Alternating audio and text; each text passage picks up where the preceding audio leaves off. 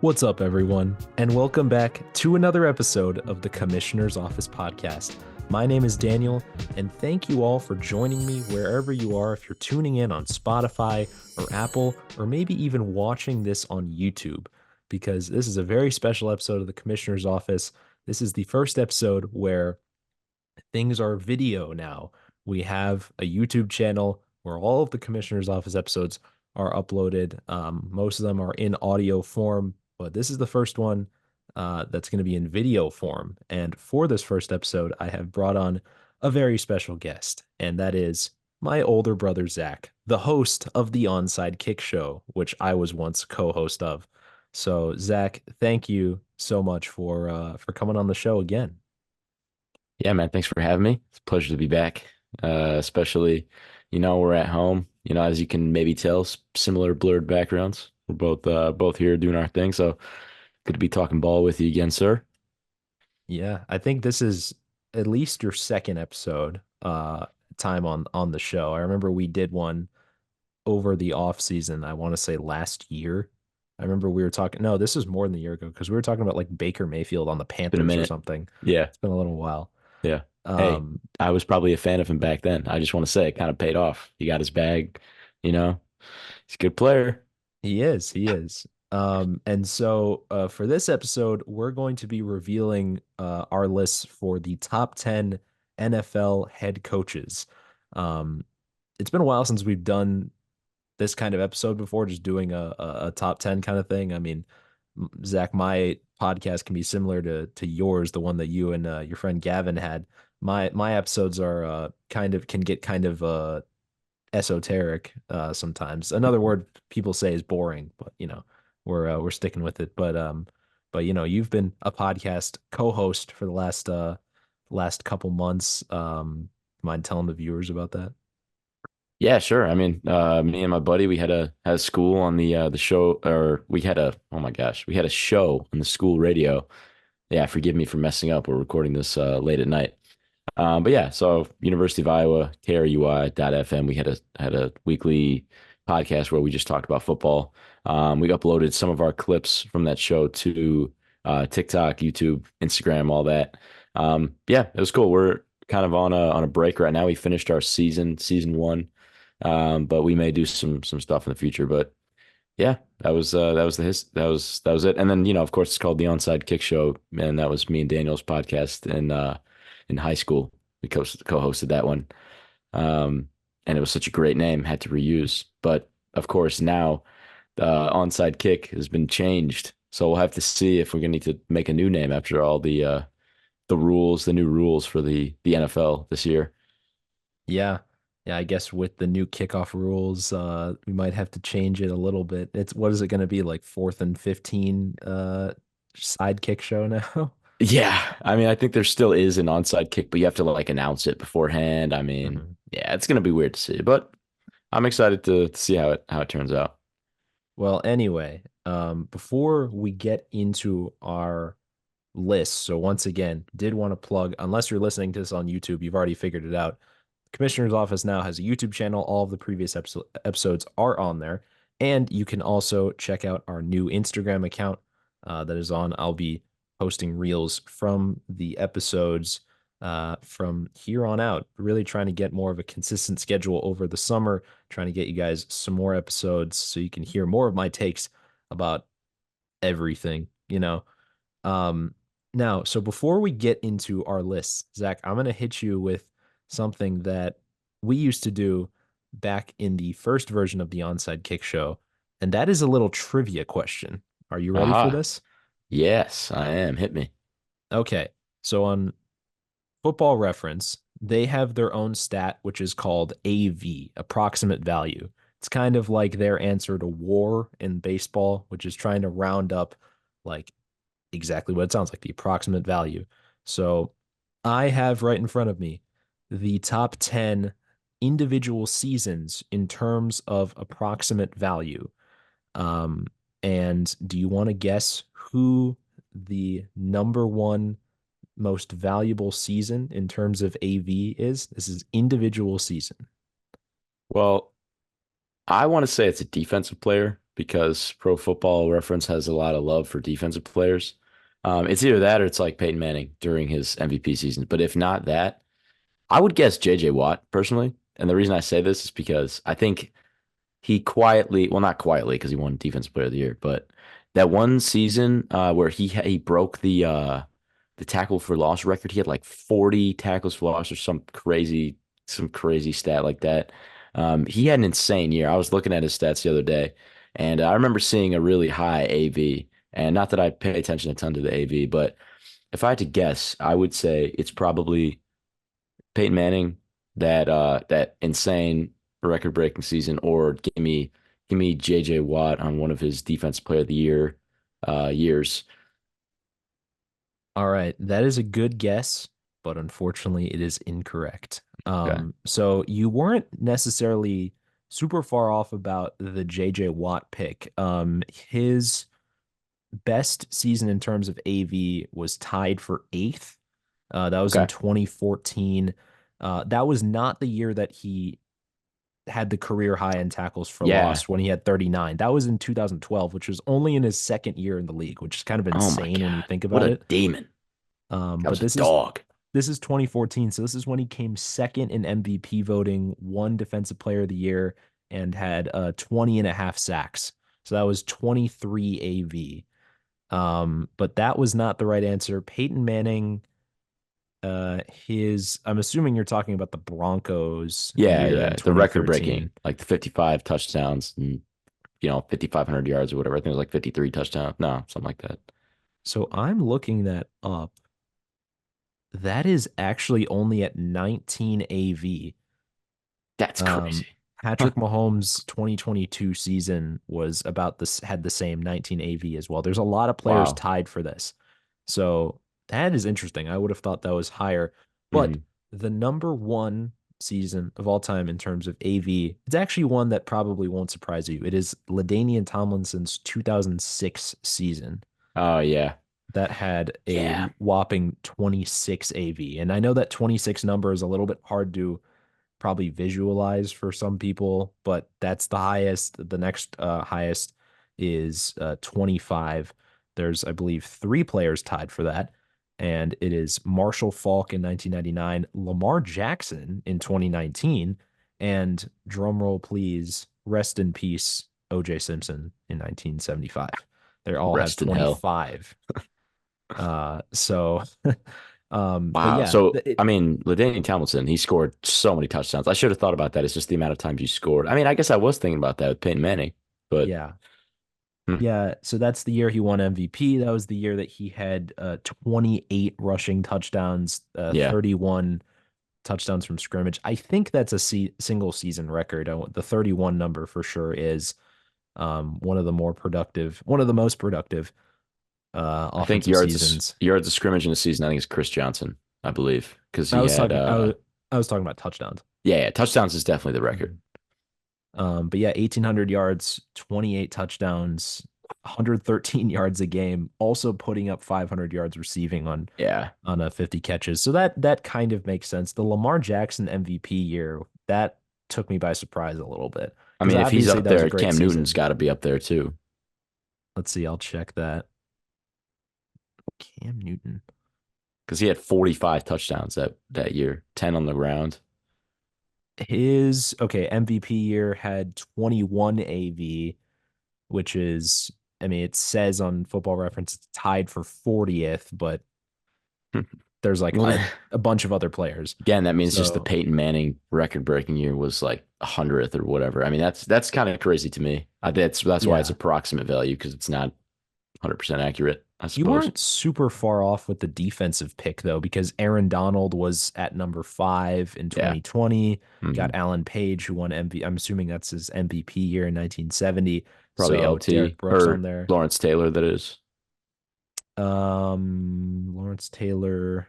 Yep, he's down there. Yeah, kind of in like the top 15 range with Yeah. 23 AV. So, well, good guess. Thanks for playing. I thought that was a fun one.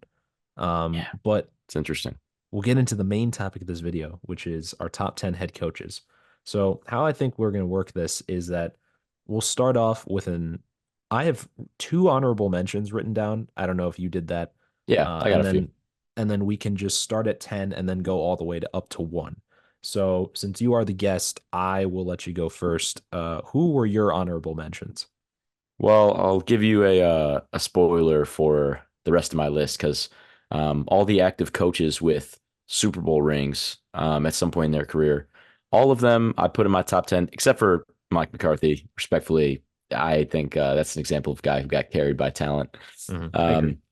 Um, but one of the guys who is an active coach with a Super Bowl ring who didn't quite crack the top 10 or and is not Mike McCarthy. So Doug Peterson, I had just because Doug's only been coaching for 7 years in the NFL. And he had a pretty good tenure with the Eagles if you take away that last season. Obviously won a Super Bowl with Nick Foles. And then on the Jaguars, it's kind of been like, the jury's still out on that. He had a great first year, and then, they kind of exceeded expectations and they, made that crazy comeback at the playoffs against the Chargers. Um, Last year, you're kind of hoping to see a little bit more. This year's going to be a big, big year for that, but got to respect Dougie P just because of that Super Bowl ring. Also coaching in Philly is not an easy spot, and he did it. And so, yeah, I gotta shout out him. The other guy, I had the two rookie head coaches last year in the AFC South, Shane Steichen and D'Amico Ryans. Both could have gotten coach of the year.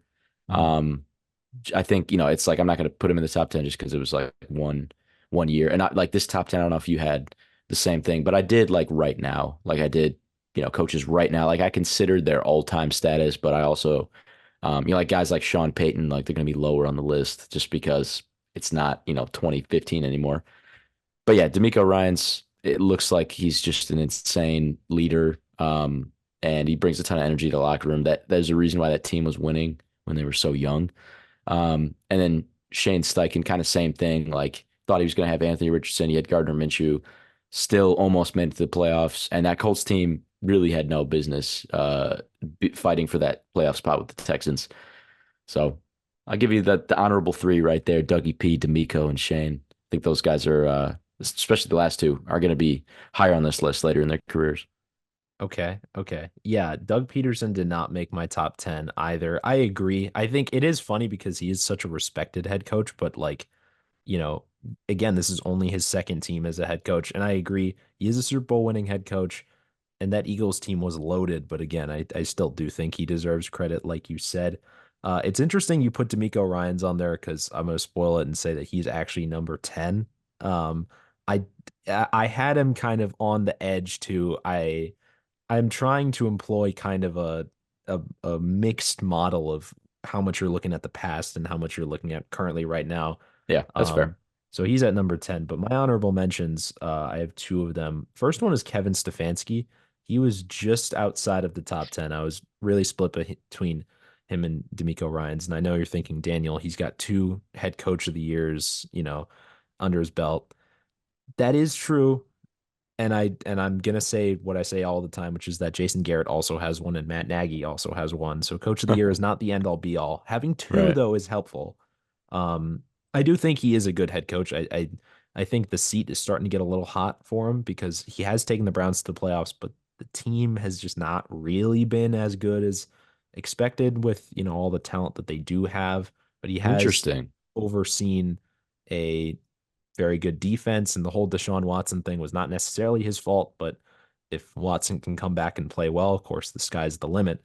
Um, but I think it's another thing where I still think the jury is not quite out on him. The Browns had a fantastic defense, and I think they will again this year, but it really does ride on the offense, which is his forte. He is an offensive minded head coach. So he just misses out in the top 10 for me. The other guy that I had as an honorable mention is Zach Taylor, Bengals head coach.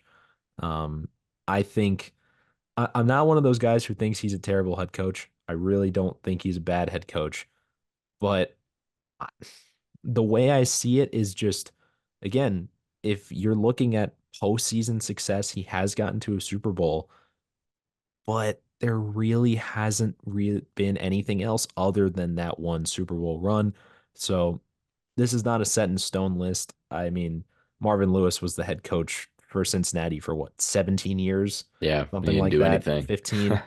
Got him to the playoffs a bunch, but like mean, they didn't really go anywhere. So again, I think that both these guys have room to grow. I think the Bengals for sure could make another deep run. It really just depends on Burrow's health. But those are my two honorable mentions, and obviously number 10, D'Amico Ryan's in there. But who did you have at number 10? Yeah, well, just on Kevin Stefanski, we're gonna get to him later in the list because we had totally different opinions on him. Number 10, this may enrage some people. I have Dan Campbell at 10. Um, you can argue him way higher just based off of this year. But I just think it's a little early. Same thing with D'Amico and Shane. Like this was his first like really good year. Like he's a fan favorite. But I also think Dan Campbell is benefiting from the other really talented staff on his roster. So like Ben Johnson is a head coach candidate, Aaron Glenn's a head coach candidate. Dan Campbell isn't like he's calling some of the plays, he's making like the big decisions. But he's not always the one like scheming up what play to do. He's not it's not in the same way as like your typical like offensive minded or defensive minded head coach. He's got an input on both of them and he's kind of a decision maker. With that being said, though, he's probably one of the like a top three like leader of men. And when you talk about what a coach is, like, yeah, you got to do the play calling and you got to draw up stuff, but you got to be a leader. So Dan Campbell, I think, easily could be in the top five in a couple of years, like depending on how his tenure. Well, yeah, okay, there's some talented guys in the top five, but he could be way higher depending on in Detroit how well his tenure goes. He has the same staff this year, and they only got better. So I think they actually have a really, really good chance at getting to a Super Bowl. I don't feel like it was a fluke run, but we'll see. They got to stay healthy. But yeah, I just think he's shown a lot of promise. His aggressiveness is so unique, but sometimes that can be the death of him. But he's going to live and die by that aggressiveness, and really fun coach just to observe and watch in games. So it could be higher, but I got him at 10. Yeah, I have Dan Campbell pretty high on the list now that I think about it. I think he's gonna move down one. Now that I think about it, I think there's someone that I slightly like more. Oh, you got to Um, send it, brother. You got your list already. yeah. But yeah, no, I agree. I think that I don't think it was that playoff run was a fluke run, and I agree on your point that obviously Detroit has like their GM Brad Holmes has done a fantastic job. Like just the way they built the team, it's very well thought out, and they've set themselves up in a very good situation. They've just spent the offseason locking down Penei Sewell, Amon Ra, I think got an extension too. Goff got an And golf. extension. Yep. So It you crazy. know, We're talking this about Detroit as well, just from how much of a joke they've been our entire lives for the most part. yeah, and it's funny because Detroit was always known for having a couple of good players and completely wasting them. But now it's like this is a team like, yeah, they have Aiden Hutchinson, yeah, they have Amon Ra, but like, do they have the transcendent talent like Barry Sanders or Calvin Johnson? No, at least I don't think, not yet. But now this is a very more well-rounded team, and I agree. You can't there's no debate over how good of a leader Dan Campbell is. Um, but yeah, I do have him up pretty high. I agree. He does have something left to prove. And I think, his sometimes his in-game decisions are not the best. But I think if they can keep that core together for Detroit, then, I think they definitely could make a Super Bowl for sure. They were pretty close last year. Mhm. Um, so number nine, I can go. Obviously, number 10 was D'Amico Ryans for me. Number nine, I don't know if this is a hot take or not. I have Mike McDaniel at number nine. I think, in terms of offensive scheming, I mean, obviously that Dolphins offense was really good. He got a great rookie season out of a guy like Devon Achane, who is, I've fought injuries throughout the season, but again, is Tua the best quarterback in the league? Is he even a top five in the AFC? I don't think so. But again, when you have Tyreek Hill and you have Jalen Waddle, there needs to be a very specific way in which the offense is formed. And they had a pretty good season last year as far as the offense goes.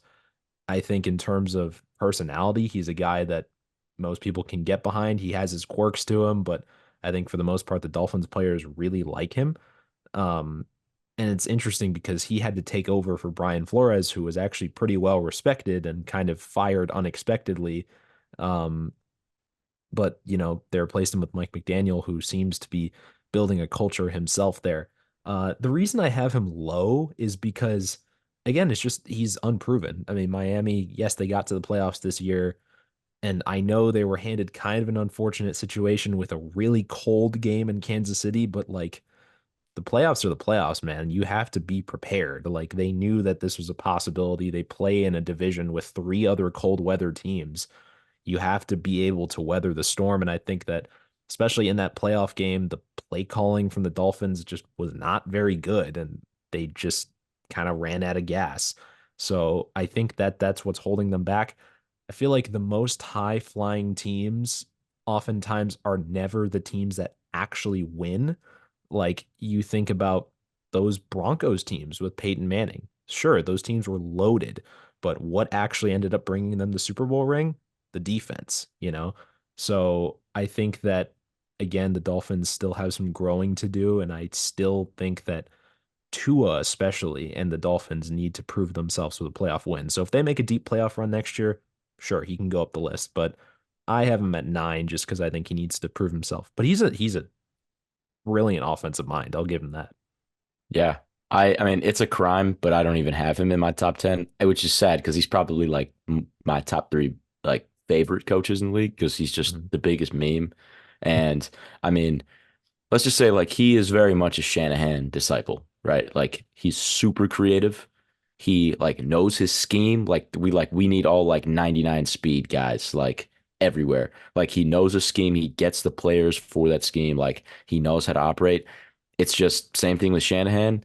When it breaks down, like how do you react? How are you able to adapt when you're so based in this very specific scheme with all these creative calls, with motions and routes designed specifically for like certain playmakers. Like, yeah, Jalen Waddle can run some of the routes that Tyreek Hill does because of that scheme, but like there's still some things, if Tyreek goes down or if Tua goes down, like the offense can crumble. And yeah, Tua going down like that's your starting quarterback. I get it. So obviously, most offenses would not do so well if their starting QB went out, unless you're a guy like Shane Steichen or Kevin Stefanski. But I'll talk about that in a sec. But yeah, Who'd I you have at think 9? at 9, I had Sean McDermott because Sean McDermott, I think, could be higher. He could be lower, depending on how you view him. Um, I think that based off of what I've seen from the Bills, it's really hard to put blame onto like why they're not winning Super Bowls. I think the reason why they're not winning Super Bowls is literally just the Kansas City Chiefs. Like Josh, say what you will about Josh Allen and his turnovers during the regular season. Yeah, he's got a turnover issue during the regular season. During the playoffs, he rarely makes mistakes.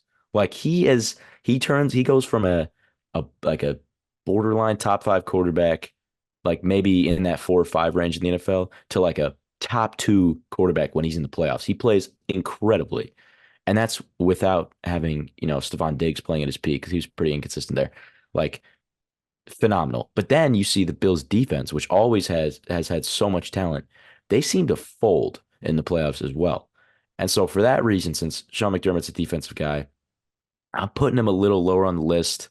Also when they were having offensive struggles, they didn't really make a change for a while until he finally decided to fire Ken Dorsey, the offensive coordinator, and the offense was a little bit better with I'm forgetting his name. He was Joe Brady.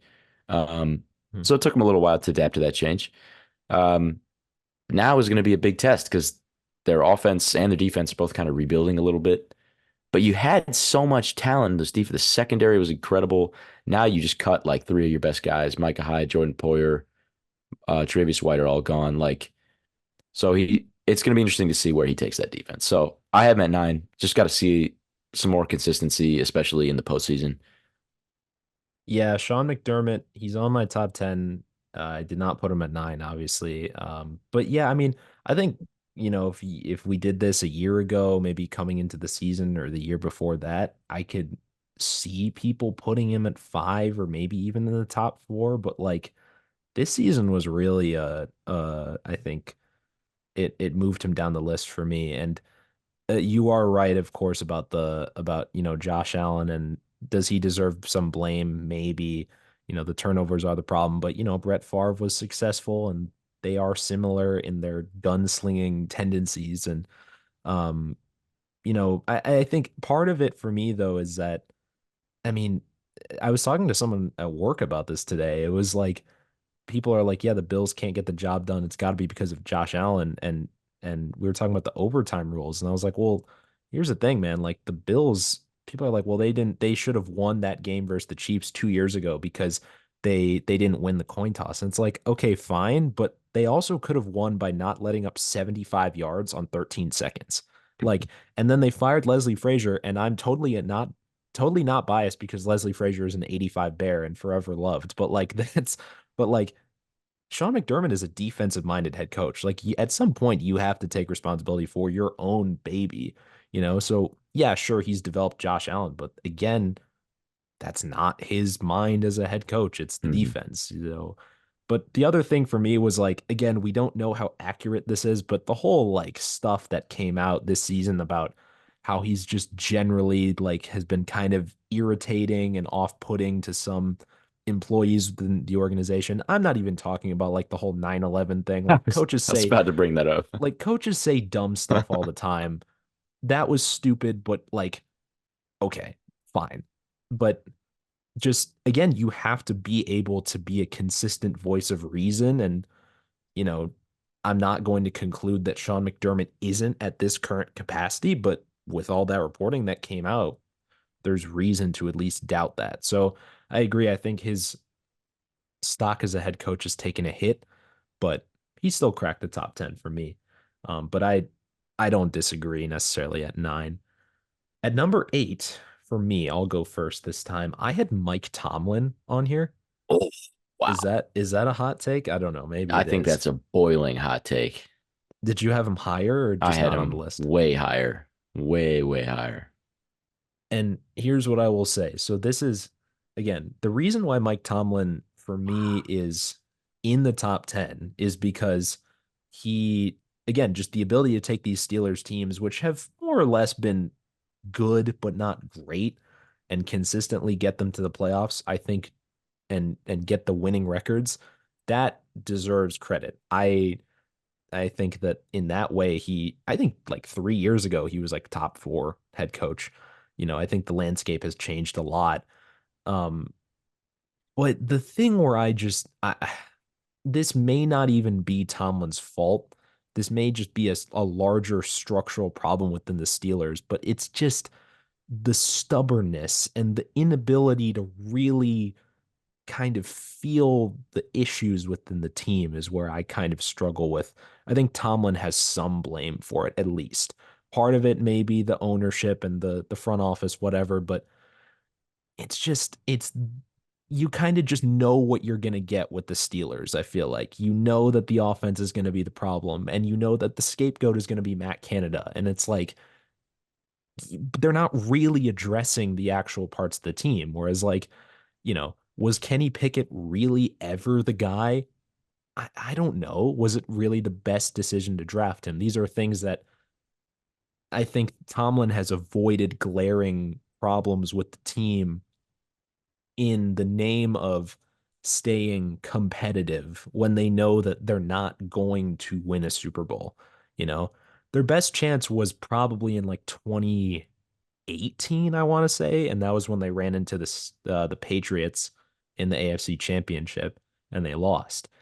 I just think that that 2020 team where they went like 12-4, that was the one of the biggest flukes of all time. That was a common knowledge that team was way too bad to be hosting a playoff game and they got trounced because of it. So again, if you fire Mike Tomlin right now, there's 25 teams that are going to try to get him. I don't dispute that he's not a great coach, but in this current state, I don't know. I feel like there's a certain amount of delusion that he has. That's a strong word, but just I don't know. The need to change has not been quick enough for my liking. That's fair. Now I'm curious, do you have Sean Payton in this top 10? Nope. Okay. Because I was going to say, if you had Sean Payton above Mike Tomlin, I would have been like, all right, then something doesn't make sense. Well, speaking of Sean Payton, I have him at 8. I'm gonna be honest, I hate putting him at 8. I wouldn't even put him in my top 10, Mhm. but just out of respect, I gotta. Because if you took away this year with the Broncos and he stayed retired, you'd be talking about him way, like we'd be speaking of him more highly than we do now. The Broncos tenure is kind of off to a rocky start, and not even necessarily because of the games. Like, so let's see, was this his first year or was it second year?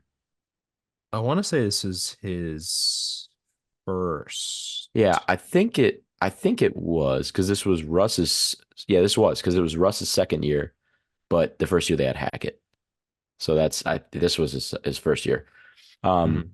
but yeah, so Sean Payton, they didn't even have a bad record this year. He was just like a dick. I don't know. Like he was there were so many things he said at press conferences and like, videos of him of just like, kind of I get like Russ can be a cornball, but like, treating your quarterback like that and kind of losing the locker room a little bit. I feel like he did that and um I don't know. I think his tenure's off to a rough start. And also I definitely am never gonna forgive him for having handed Bounty Gate because it's like, who does that? Like that's crazy. Um but yeah, at the same time, number 8, I got to put him there out of respect because one, he's got a Super Bowl, and two, when he was with the Saints, like easily like top 5 head coach, like every single year. Like even when they played like crap, like people would be like, okay, well he's Sean Payton, he's gonna be good next year, and you can say, oh, they had Drew Brees and blah blah blah. I mean, even uh, without Drew Brees, like I think there was a year where Sean Payton coached without Drew Brees. Correct me if I'm wrong. If you're talking about injuries, there probably were, I but that think it was at the was tail end of his after. I career. I could be wrong. I think it was after. I don't know. I could be wrong on that. But yeah, I just think that, he was an offensive guru. He did his thing. And even today, like he didn't have a terrible record with the Broncos. Could have been a little bit better. The team was still fairly competitive.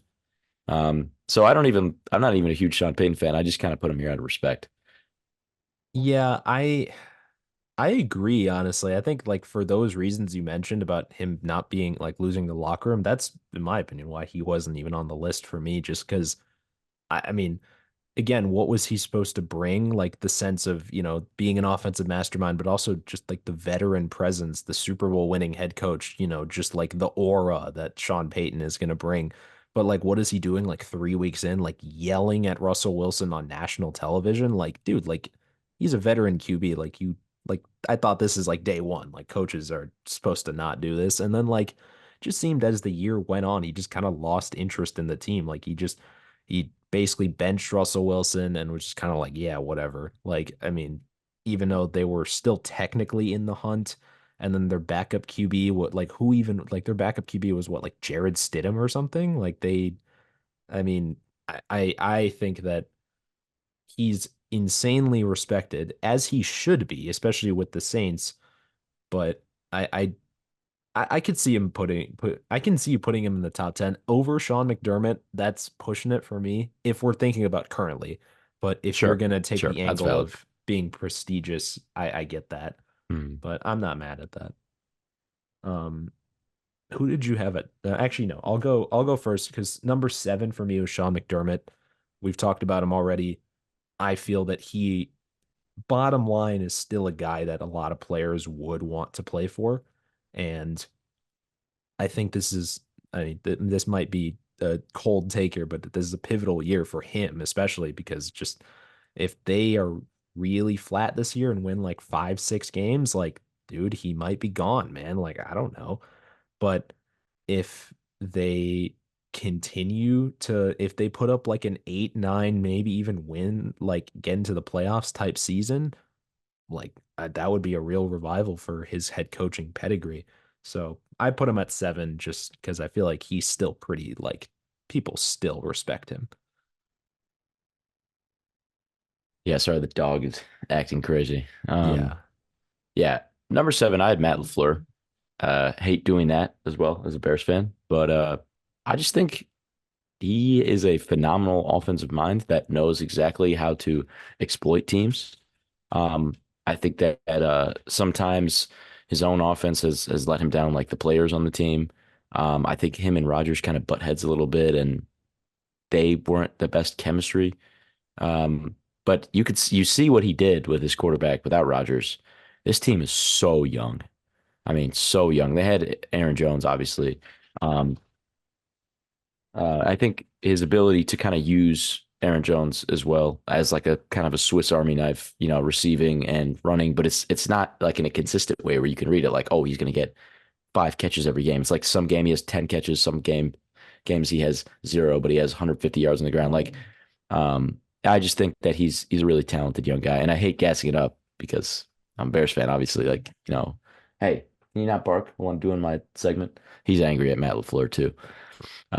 But yeah, I think especially what he can do with young players, that's pretty impressive. Hasn't won anything Yeah. yet, but I just think he's very creative, and he unfortunately might be higher on this list when it's all said and done.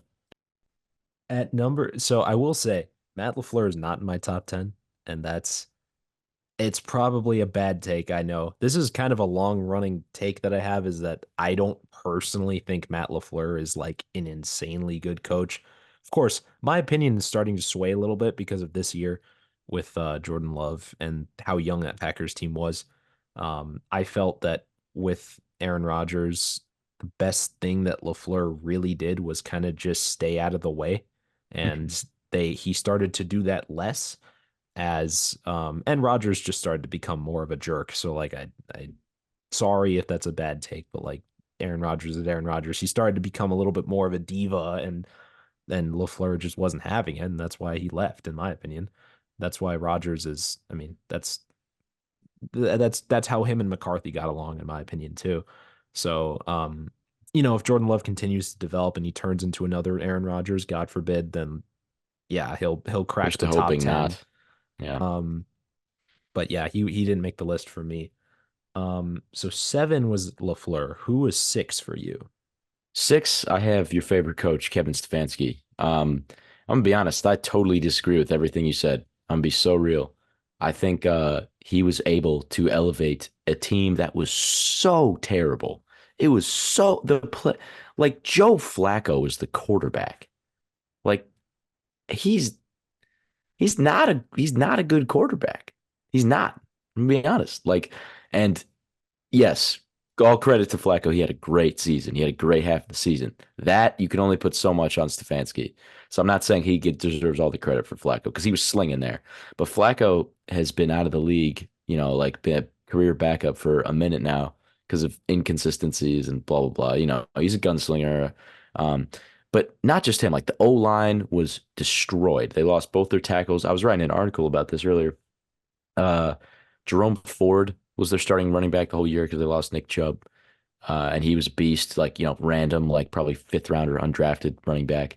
Um, their defense, you can't take a ton of credit for that because he's an offensive head coach, but like, man, really kind of resurrected Amari Cooper's career a little bit. Um, got some use out of David Njoku, who has been a first round pick, and he's been waiting to have his breakout season this year, even through drop issues. They were getting him the ball and he was scoring a ton. I just think that if it wasn't for that game against the Texans where their whole team really didn't play well, like really their defense didn't play well at all, and that's kind of where Flacco showed his true colors. He made some bad decisions, um, but like Kevin Stefanski he has those two coaches of the year for a reason. I agree with you on the one time like fluke thing, but I just think that he has elevated this offense light years ahead of how they should be playing. And even with Deshaun Watson playing as terrible as he did, they were 5-1. Yes, partially it's because of that defense, but it's like just the quick throws and the running game, like the blocking schemes. Like he has very good awareness, and being able to win with as many different quarterbacks as he did this year, all defense aside, I think was really, really impressive. So I have him at 6 personally. Maybe that's a little high because again, he hasn't done a ton. But I just think that he's a really sharp mind, and if he were to have an elite quarterback, it would be it would be even tougher for us to stop the Browns, assuming they were all healthy. What I will say quickly about Stefanski is I think that what he has done is bring a sense of stability to the Browns at the head coaching position that hasn't been seen in, I'm gonna say, 20 years. That might be an overstatement, but No, I think I you're right. think I think just, I mean, because that Browns head coaching spot for so long was just a revolving door. And Yeah. like, of course, that's a whole other can of worms with they just couldn't draft and bad, front office, whatever. But Stefanski is, you know, he's pretty uncontroversial. He's pretty quiet. He's kind of like, doesn't have this flamboyant personality or anything. And I think that he was probably, and I think he's been the right guy at the right time for the Browns to guide them through, a lot of change, even though they've maintained a pretty solid roster. And I agree that I think he does deserve some credit with Flacco being Flacco. Um, where are we at? We're at number 6 for me. I know you're not a big fan of this guy, but I put him here, and it's Nick Sirianni, from the Eagles. Wow. Is he Okay. in your top 10? No, he's Okay. not. I don't hate Sirianni as much as most people does, as much as the city of Philadelphia does, despite loving them the year before. But I will you go ahead. say I will say that I know Nick Sirianni inherited a team that was already pretty good. He had basically that whole offensive line. Most of the defense was still there. Fletcher Cox was still there. Brandon Graham was still there. Sure. But I just feel like he turned a really weird situation with Carson Wentz and Jalen Hurts into a amazing outlook for the Eagles. I think that everyone remembers when they drafted Jalen Hurts, and everyone was like, "What are they doing?" Like it was a massive reach. Like I don't remember if Sirianni was the head coach when they took him. I don't think he was, Mm-mm. but I mean, and again, I think being a head coach in Philadelphia is like I feel like next to the Bears, honestly, it's one of the hardest head coaching jobs I in think the it's way league. harder probably than the Bears. I would say that is the hardest job because their GM, like Howie, is totally guided by the media. You can talk all the time. His draft board is literally just Daniel Jeremiah's big board because that city, like the Eagles organization, runs almost entirely off what the fans think of them. So their Mm, highs are super high and their lows are the lowest of low. That's how right. that Doug Peterson, Carson Wentz just completely plummeted. Yeah. So I think that again, first of all, he deserves credit for building that team so quickly. The turn from Jalen Hurts into being okay, he's showing you to like boom, MVP type performance. Like that is, I know it's happened before, but still, that's pretty incredible Yeah. and then he gets him to the Super Bowl, almost beats Mahomes. Of course, this year was not good. I could see it, like we could all see it coming from like a mile away that this team was going to flame out.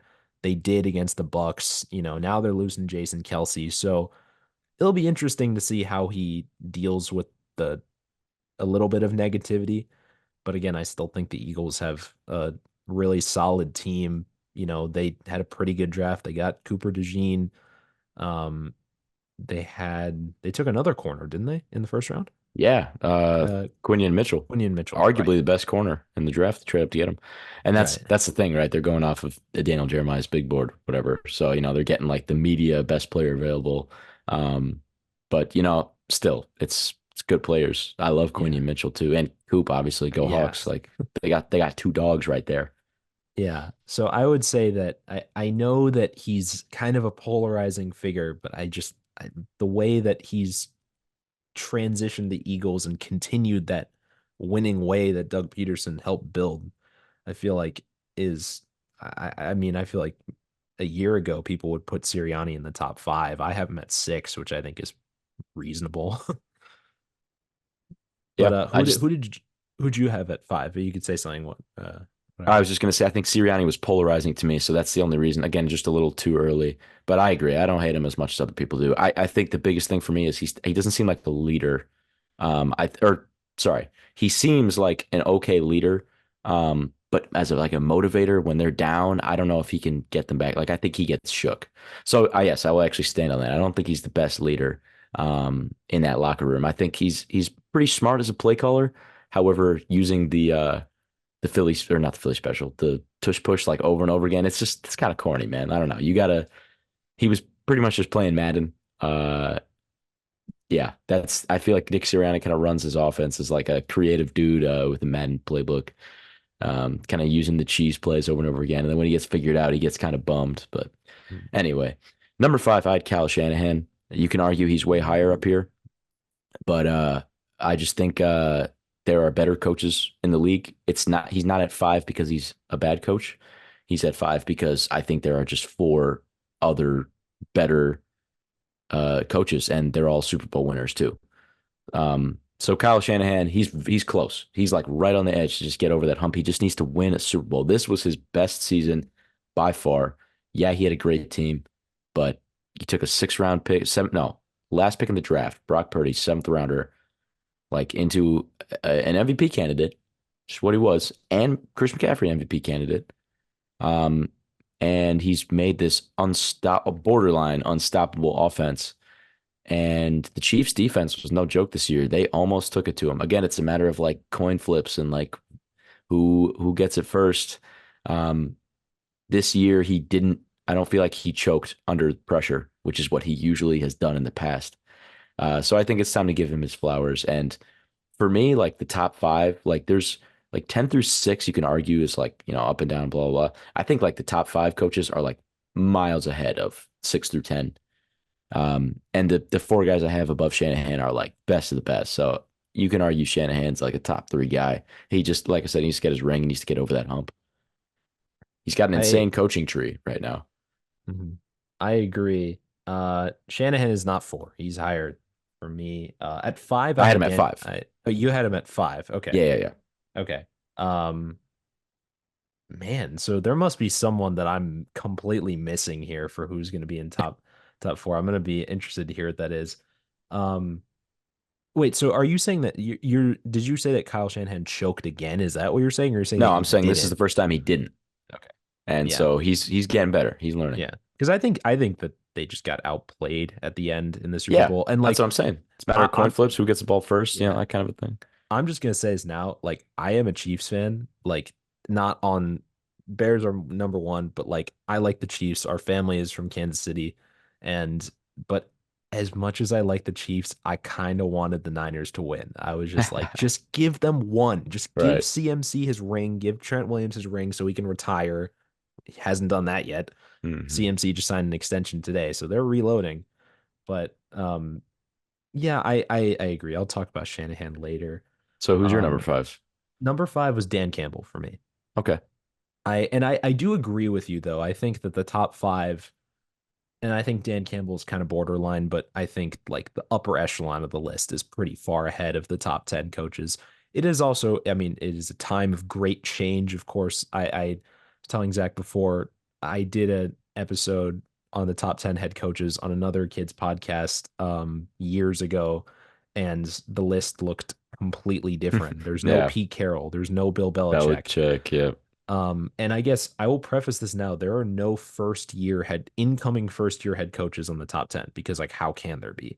Hmm. So if so yeah, that's just how I made the list. But yeah, Dan Campbell, we've talked about him a lot. I Hmm. think that I think you could see him moving up the top 5 with how like he just has such a unique coaching style. There's nobody like Dan Campbell. He has Right. just this so unique coaching style. And you mentioned how, tactics are not really his strengths, but he's surrounded himself with, these offensive coaches and defensive coaches that have helped the Lions out more than he has. But it's like I kind of feel like that he should get some credit for that. He should have some credit for having Ben Johnson at his side, being the offensive mastermind that he is. That's my point. But I had him at 5. I think he can still grow some.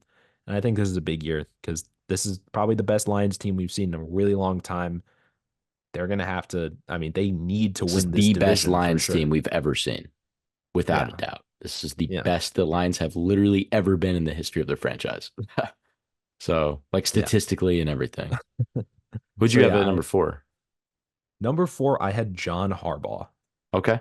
I think that Yeah, I think that again, what he has done so well is consistency. And I know that I kind of dunked on Mike Tomlin for this, but like Harbaugh has consistently been better, I think, than the Steelers have. And I know they both only have one ring, but you talk about Harbaugh going from Joe Flacco to Lamar Jackson seamlessly while maintaining the defensive quality that the Ravens have had for the last 25 years. Like this is a guy who's over his he's been with the team since 2008, and like they just continue to be quality. Like the Ravens, in my opinion, are one of the best run teams in the league just because they draft so well. I, I'm not going to say they avoid scandal because that's kind of spotty, but like they have changed when the league has changed as well. And I think that this Ravens team probably should have beat Kansas City this year. I don't know. I think that Harbaugh is such a steady hand, and I, I I really wouldn't feel comfortable putting him below guys like Dan Campbell or anyone like Mhm. Sean McDermott. I just think he's more proven, and he's someone I would rather have coaching than the others. Yeah, I honestly think he's underrated. Just as a coach, I'm going to talk about him in a little bit. I don't have him at four. I have him at three. Number four for me is Sean McVay. Just Okay. because I think again, like young coach, like still a lot of career left. The fact that he was thinking about retiring is a little concerning. I was like, really? You're gonna retire? Like you got your ring. Like you want to retire? Like you're one of the youngest coaches in the league still, and you've been there since probably 2017. Yeah, I just think he's just an insane offensive mind. I will he'll always have my respect for getting Stafford his ring. Uh, I've been kind of an op to my division or to my home team. Bears fan. I'm gassing up the Lions and the Packers, but no, I just think yeah, Matt Stafford always had a lot of respect from his competitor, and he got the best out of him, gave him the Super Bowl ring. And this year, I thought this was going to be a rebuilding year for them. Even they had Donald, but like the team got worse. Like Cooper Kupp was injured too. Like they had a lot of rookies that stepped up, mainly on the defense, but obviously Puka was a huge component. Their O line, McVay's, his blocking schemes and stuff like that, like and the running game, he's getting good play out of like Kyron Williams, some young guys like Steve Avila and shout out Iowa legend Alaric Jackson, undrafted, been starting at left tackle. So really smart mind. He's got the Super Bowl ring. I don't even know if I need to go into it a ton more. I just think that he's an incredible coach. He outcoaches the talent on his roster. They've still been competitive even after that, what we thought was a super team with Cooper Kupp, Robert Woods, Todd Gurley, like all the guys on defense. Like they still have a very competitive roster.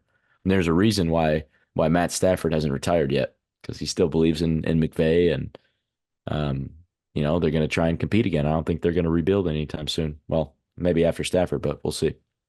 So okay, so John Harbaugh's at three, McVay's at four. That's what you said? Yeah, Okay. I So we thought had about him. having Harbaugh at two. Um, I'll talk about that in a sec, but yeah, you go ahead. So we switched. I had McVay at three. I basically exactly what you said. I think he coaches way above the talent level that he has. I feel like on paper, this Rams team had no business being Right. like even making the playoffs was like Yeah. really like Yeah. Stafford looked like he was on his decline. They were losing, they didn't have OBJ, they didn't have their offensive line, they didn't have Andrew Whitworth, Aaron Donald was Hmm. still there, but getting good seasons out of guys like Ernest Jones, finding, hidden gems like Nakua. Yeah, I mean, we had a game. I feel like the Bears played the Rams. It wasn't this year, it was I think last year, and like I feel it was like a Thursday night game or something. And like it wasn't like I just remember we watched that game and then after it we were both like this isn't even on the Bears. Like McVay just coached circles around Eberflus. Like Yeah. that was like it's not like oh Fields didn't play well or whatever. It's like it was like no, like he's just like a dog. It's really hard to, put a finger on exactly what he does well, but again, just the offense is the definition of a high risk, high reward head coach, right? Like everyone Hmm. remembers when he was hired, and it was like, who is this 29-year-old they just hired or 31 or something? And like now he's, at the forefront of bright minds in the NFL. So I had him at three. You're at two, right? Is that I'm at three. I just want to talk one more time about John Harbaugh. So go ahead? the biggest difference in our list, Daniel, is that you have Mike Tomlin at eight, and I have him at number two. Because I think Mike Tomlin, this just proves my point. I think he is criminally underrated. Literally, just the one thing I'm just like, man, him trying to like kind of edge his way on the field and push out Jacoby Jones when he was doing that return in the playoffs. That is sketch. that, Mike Tomlin, you're sketch for that. But aside from that one thing, like Mike Tomlin has all of my respect in the world. Like, dude is just so consistent. It's funny. I was talking to him, one of my friends was a Steelers fan, and he was saying, okay, well, like Mike Tomlin's incredible, but his vision for the team, like, you're going 9-8 or 9-7 or 10-7, whatever. You're having just barely winning record every year. But sometimes you need to tank and you need to get more talent and blah, blah, blah. Like, I don't agree with that because as a coach, like your mentality isn't to tank. Like, that's why, like, so Brian Flores, we were talking about with the Dolphins when he got fired, they were like, oh, they're paying him to tank. And then, like, they were just using him to like to tank and then get a new head coach. And he was like, I wasn't tanking. Like, I was giving it my all, like, every week. Like, Mhm. coaches aren't supposed to do that. So for Mike Tomlin, that's the only coach I've ever seen who is like, your team is terrible. Uh, we should just trade away guys and you know get our young guys and try and rebuild from the ground up. And he's like, nah, I'm going 9-7 with Duck Hodges. Like, it doesn't matter. Man, the amount of terrible quarterback play they've had. Even last year, Big Ben, like Duck Hodges, Mitch Trubisky, Kenny Mason Pickett, Rudolph. Mason Rudolph. Like Mason Rudolph played the best out of any of the quarterbacks they've had in the last 3-4 years. And he was in the playoffs. Like he actually, I mean, it's the system that they had for him was just incredible. Not only that, he is a genius when it comes to managing his players because that 2015, like the peak 2015 with Big Ben, uh, Le'Veon Le'Veon Bell, Bell, Antonio Brown, so Juju, much personality. Fuller, Le'Veon Bell's out here like boxing people. He's got an Pouncey. OnlyFans now. Uh, AB is AB, and Big Ben is Big Ben. Like they all have huge egos. They want all this money. Yeah, you had Pouncey, one of the Pouncey brothers, like, and he knew exactly what to do with them. Even guys Mike like Juju. Taylor, Mike Mitchell. Yeah, all these guys like, Man. hard nosed, like aggressive, big personality guys who were good at football Mhm. and he had them in the locker room. He was able to contain them. And then when they got too much, or he was like, it's not going to work out anymore, he dumped him, and it was the right time. Le'Veon Bell let him walk, like right decision. Antonio Brown let him walk, right decision. Big Ben kind of just had him around, like they kept him on the team, and then when he finally retired, like that was the right decision. Juju Smith-Schuster let him go was the right decision. Chase Claypool trading him off was the right decision. So obviously, not all that is his choice; it's the GM.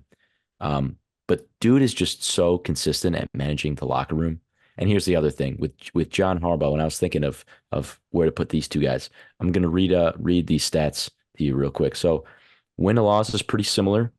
Mike Tomlin has played one more season than, or he's coached one more season than John Harbaugh. He's the longest tenured coach in the league, Mhm. 2007. Harbaugh's 2008. He has 173 wins, 100 losses, two ties. John Harbaugh has 160 wins, 99 losses, and zero ties. So 63% win for Tomlin, 62% for Harbaugh. Mike Tomlin has a Super Bowl ring, two AFC championships, seven AFC North championships, and 11 playoff berths. John Harbaugh also has 11 playoff berths. He has five AFC North championships, one, or sorry, yeah. One, sorry, yeah. Five AFC North championships and one AFC championship and a Super Bowl ring. He does have the coach of the year. Tomlin does not have. But these two guys are so close, and yet Tomlin he's gotten two more of those division champs and one more of those appearances. So if we're really going to nitpick, that's why I put Tomlin at two. And also just with Harbaugh, God, he's such an underrated coach. But the last couple times the Ravens have been in the playoffs, his game plan has fallen apart. He's had Lamar throw 50 times when he should just be like pounding the rock. So that kind of annoyed me. I was like, Harbaugh, you're a better coach than this, man. You gotta get your stuff together. But that's my Mike Tomlin soapbox rant. I think Yeah. he's like, you can argue if Andy Reid didn't have three Super Bowls, you can argue he's the best coach in the league. Yeah, I would say about Tomlin, we've talked a lot about him. I think that I agree that in hindsight, yes, your point about dumping the problematic players at the right time, I guess that has paid off, but I will try to just impose my historical knowledge real quick and just say that like in hindsight, maybe they've worked, but I like at the time, I don't think his management of the players was as good as we remember. Like, I mean, the Steelers were like well known as like a soap opera type team, but like the standard was the standard. Like in there, one way of looking at it is like, yes, they were good in spite of all their good players, but it was like the way that I always saw it was like, no, the chaos of the team was holding them back from being even better. So like when Big Ben was That's a still fair point. producing and AB was the best receiver in the league and you know, Le'Veon Bell when he wasn't in Dairy Queen commercials and dropping mixtapes, he was like actually like really good. Like, you know, they really should have been a lot better. So I agree. I think And that my response to that is just they had to deal with the Patriots. It's right. like kind of like the Bills feel like pretty equipped to take on a Super Bowl, and then they have the Chiefs. Like for me, it's the Steelers because with all that talent, they still were making AFC championships and winning the North in really competitive divisions, that kind of a thing. But I Yeah. understand your point But as well. I mean again, I guess this is two sides of the same coin, but like you got to get over the hump. Like even Peyton Manning beat Brady a couple times. Like, you know, like the Steelers Super Bowl run in 2000, oh God, 2009 with Mike Tomlin, like that they didn't have to play New England that in that playoff run as far as I remember. So like That's my point. that's no, New like England. and I'm saying that I'm saying that you could say that as a knock on them. That's my point. So I get what you're saying. I think that my list is maybe a little bit more contemporary than yours is. So like you're taking into account the maybe the historical aspect of Tomlin more than I am, which is funny because usually it's the opposite. And I usually think do the historical stuff, but I'm not mad at that. That's fine. Um, Number one, I mean, come on. Number one, yeah. Oh, I should say number two for me was Kyle Shanahan. Oh, Um, okay. I forgot. just I don't know. I know, yeah, he chokes, but just the roster construction of the Ooh, Niners is so good. And just again, the quarterbacks is like in a league that is supposedly quarterback driven.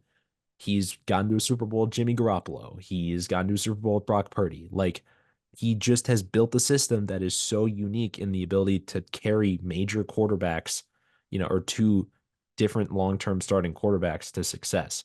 And so I know he doesn't have a Super Bowl. I could honestly, if someone put McVay over him, I would be kind of mad, but I would get it. Putting Tomlin over him, I get it, but I just I think Harbaugh, like I get Shanahan over McVay to be honest, because he was like he kind of taught McVay some of his stuff.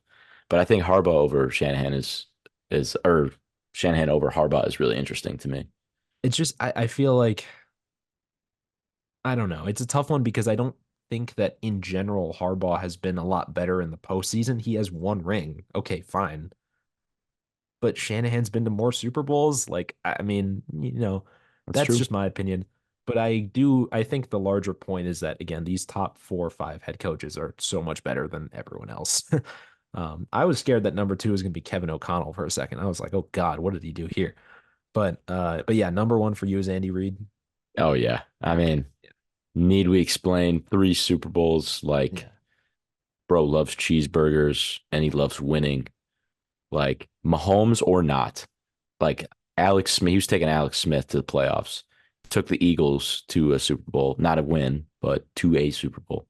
Like, dude is the GOAT. He's got a 71% win percentage. Like, and he's been in the league for forever. I mean, what an incredible guy.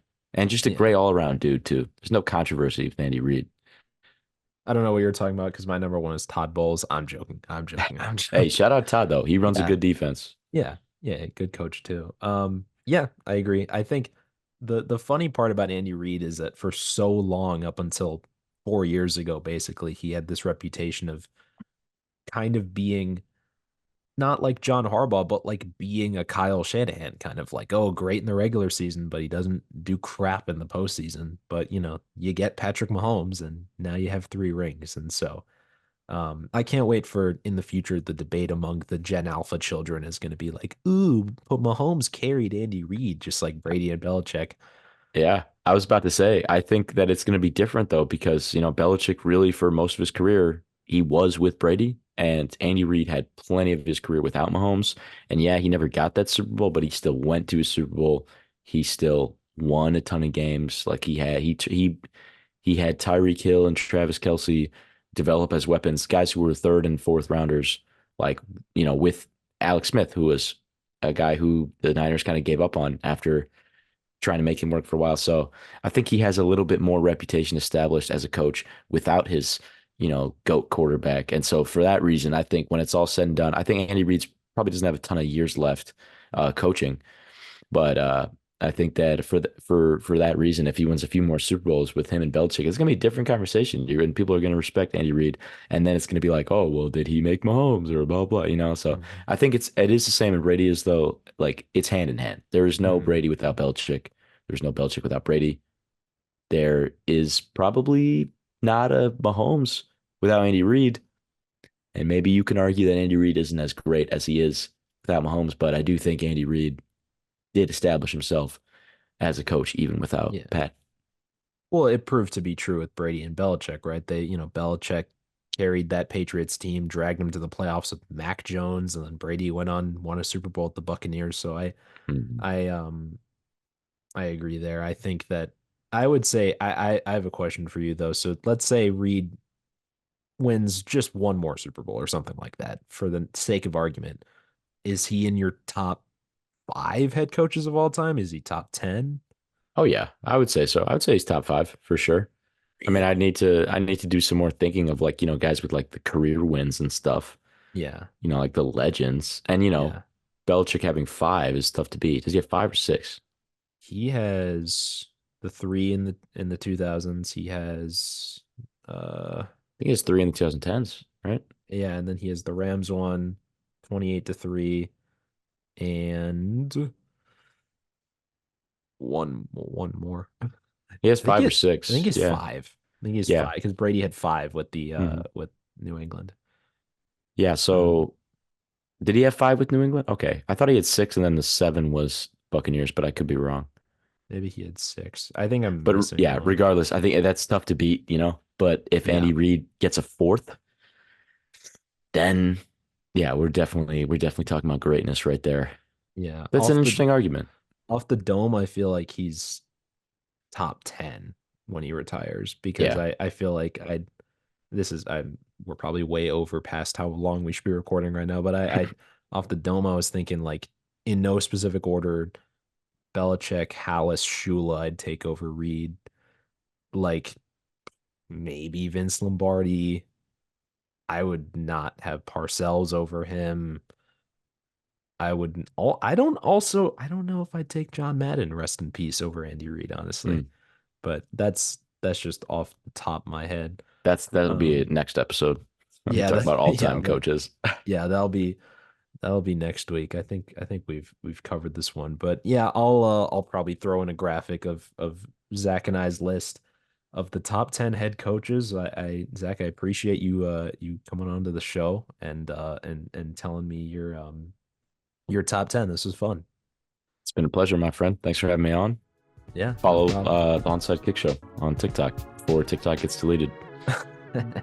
Yes, sir. So that is going to conclude this episode of the Commissioner's Office podcast. I want to thank everyone for listening. I know this is probably a long episode, but if you have suggestions for future episodes, you know where to find me.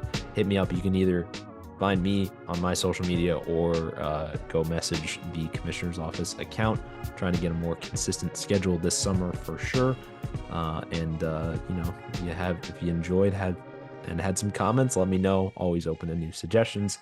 But I hope everyone enjoyed, and I will see you all next time.